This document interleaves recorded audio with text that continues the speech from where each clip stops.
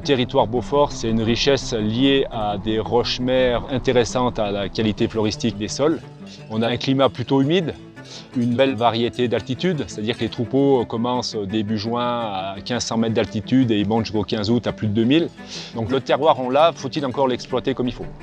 Et ça, c'est le travail des bergers qui savent faire au quotidien. Ils font suivre le troupeau de telle manière à aller chercher les valeurs du terroir pour le transmettre au lait et après le transmettre au fromage. L'AOP date de 1968. Il faut savoir que dans ces années-là, la filière était en danger parce que l'activité était très contraignante. Il y avait la construction des barrages, les usines dans l'avant-pays savoyard. Donc c'était la désertification des alpages. Et par chance, il y a une poignée d'hommes qui ont créé les coopératives. C'est le collectif qui a sauvé le Beaufort. Ils se sont investis dans la construction des pistes. Après, ce sont les machines à traire mobiles qui se sont adaptées aux montagnes.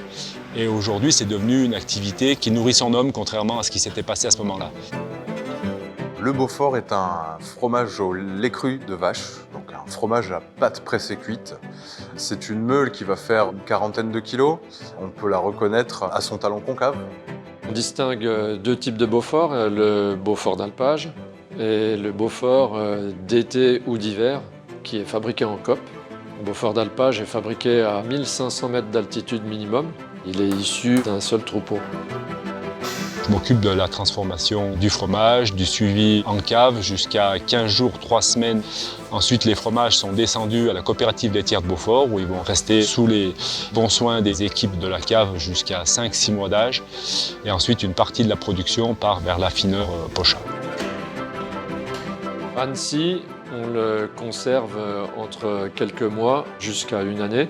C'est une croûte morgée, ça veut dire qu'on la frotte pendant les premiers mois avec une solution de saumure, d'eau salée.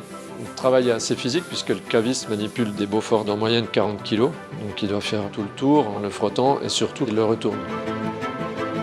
En fonction de sa période de production et de son affinage, les goûts du Beaufort vont varier de très subtil et fondant à quelque chose de typé, voire de bien affirmé sur un Beaufort d'alpage bien affiné. Moi, je les aime tous parce qu'ils ont tous une certaine particularité et puis surtout, ils sont tous complémentaires. En coopérative, ce qui est super intéressant, c'est qu'on mélange des laits de différentes origines. Donc, on a un mélange enzymatique qu'on pourrait comparer à un mélange de cépages dans le vignoble.